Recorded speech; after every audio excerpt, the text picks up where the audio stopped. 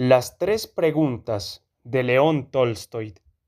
En cierta ocasión, un zar pensó que si siempre supiese en qué momento debía comenzar cada tarea, a qué personas hay que consultar y a cuáles no, y, sobre todo, si supiera siempre cuál de todas las tareas era la más importante, nunca se equivocaría al tomar decisiones. En vista de ello, anunció a lo largo y ancho de su reino que otorgaría una gran recompensa a aquel que fuese capaz de responderle a estas tres preguntas. ¿Cuál es el momento adecuado para cada tarea? ¿Cuáles son las personas más necesarias? ¿Cómo decidir sin equivocarse qué tarea es la más importante de todas? Entonces, el zar recibió la visita de muchos sabios que dieron cada uno respuestas diferentes a sus preguntas. A la primera de ellas, algunos respondieron que, para conocer el momento más adecuado para cada tarea, se debía elaborar a priori un programa para ese día, ese mes y ese año, y actuar ajustándose de la manera más estricta a lo que se había fijado. Afirmaban que sólo así se podía hacer cada tarea en el momento adecuado. Otros aseguraban que es imposible decidir por anticipado qué tarea se debe hacer en cada momento y que no era aconsejable distraerse en entretenimientos sin importancia, sino que se debe estar siempre atento a lo que ocurre y hacer aquello que sea necesario. Por otro lado, unos dijeron que aunque se esté atento a lo que sucede, es imposible que una sola persona sea capaz de decidir siempre con seguridad qué se debe hacer y en qué momento, y por ello era aconsejable contar con un consejo de hombres sabios y decidir con su apoyo qué hacer en cada momento. Otros, por último, expresaron que existen ciertas tareas para las que no se dispone de tiempo para consultar a consejeros y se debe decidir inmediatamente si es el momento preciso de iniciar la tarea o no. Pero esto solo lo saben los adivinos. Por ello, para conocer cuál es el momento adecuado para cada tarea, hay que preguntar a un adivino. A la segunda de las preguntas también contestaron de distintas formas. Unos aseguraron que las personas más necesarias para un zar eran sus ministros. Otros dijeron que las más necesarias para un zar eran los sacerdotes. Otros, por el contrario, afirmaron que las personas más necesarias para un zar eran los médicos. Y otros diferentes expresaron su convicción de que las personas más necesarias de todas para un zar eran sus guerreros. A la tercera pregunta, ¿qué tarea es la más importante? También respondieron de manera diferente. Unos afirmaron que la tarea más importante del mundo eran las ciencias. Otros dijeron que la tarea más importante era el arte de la guerra. Y los últimos aseguraron que el culto a Dios era la tarea más importante de todas. Las respuestas eran todas diferentes, pero el zar no se mostró de acuerdo con ninguna de ellas y por ello no le dio a nadie la recompensa.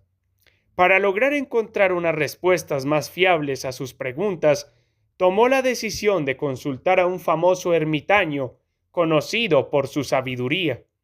Este ermitaño vivía en el bosque, no salía nunca de allí y tan solo recibía a gente humilde. El zar se vistió con ropas sencillas y, antes de llegar con su séquito a la casa del ermitaño, se apeó del caballo y se encaminó solo hacia la casa. Cuando el zar se presentó ante él, el ermitaño se encontraba cavando en el huerto que estaba delante de su pequeña choza. Al ver al zar, lo saludó y se puso de inmediato a cavar de nuevo. Era un ermitaño flaco y débil, y cuando hundía la pala en la tierra y arrancaba pequeños terrones, respiraba con dificultad. El zar se le acercó y le dijo: Sabio ermitaño, he venido hasta aquí para pedirte que me des la respuesta a estas 3 preguntas. ¿Qué momento se debe recordar y no dejar pasar para no tener que lamentarlo después? ¿Cuáles son las personas más necesarias?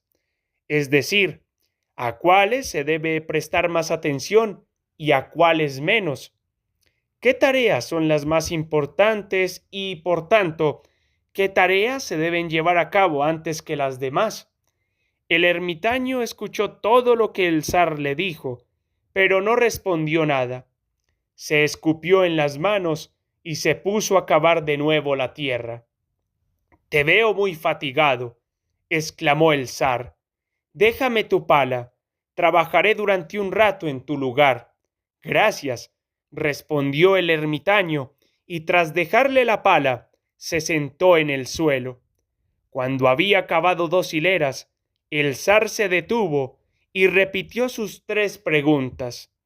El ermitaño tampoco respondió nada, sino que se levantó alargando la mano hacia la pala y dijo: Ahora descansa tú, yo trabajaré.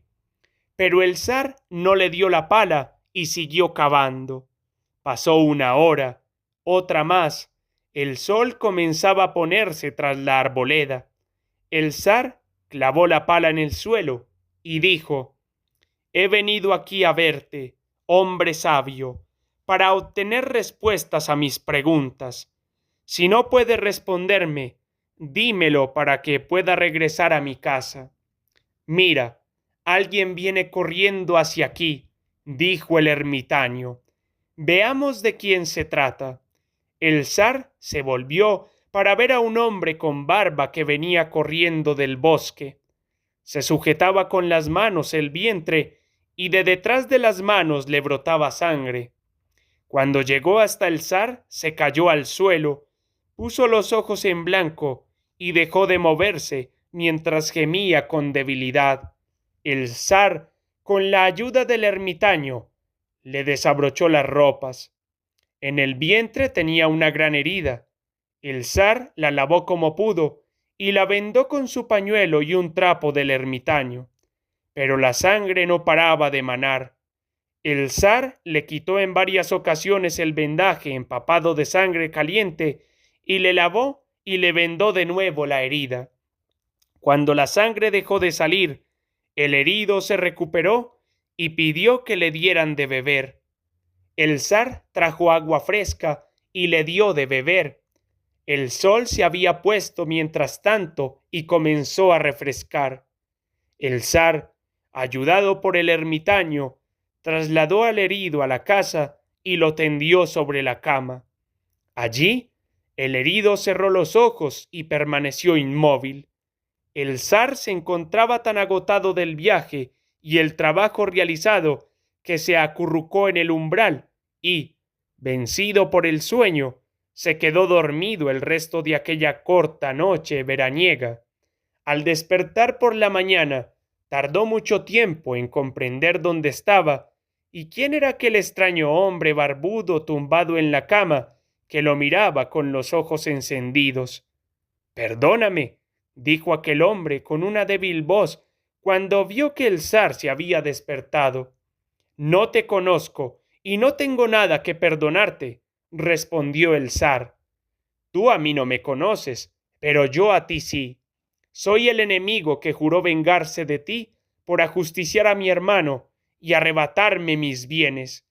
Supe que habías ido solo a visitar al ermitaño y decidí matarte a tu regreso. Pero transcurrió todo un día y no aparecías por ningún sitio.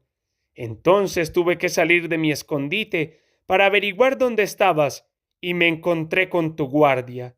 Me reconocieron, se echaron sobre mí y me hirieron.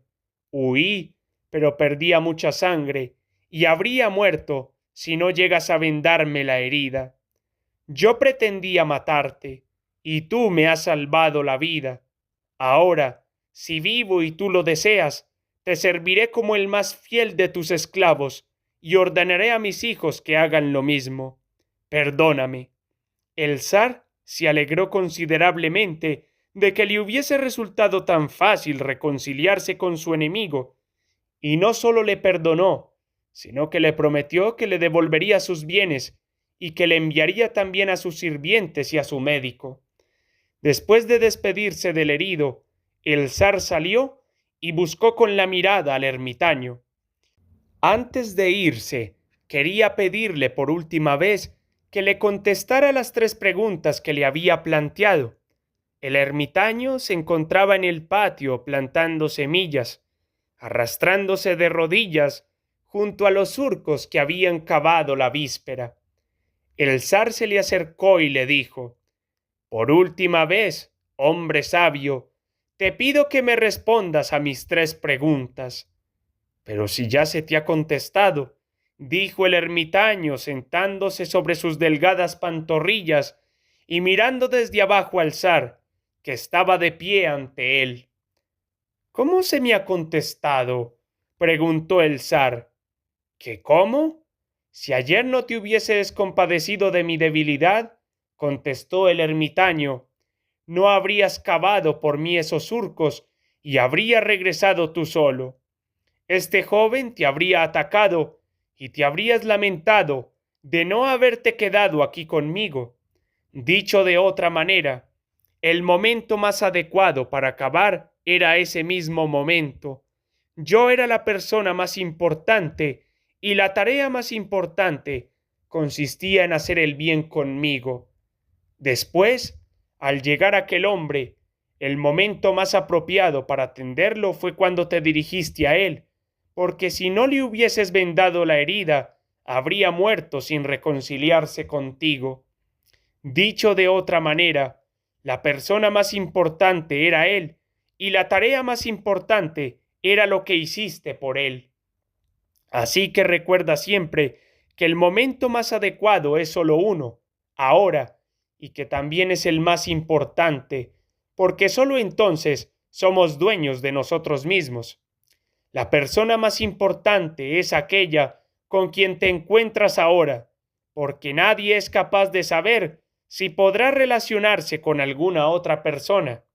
Y la tarea más importante consiste en hacer el bien, porque solo para eso el hombre ha sido enviado a este mundo.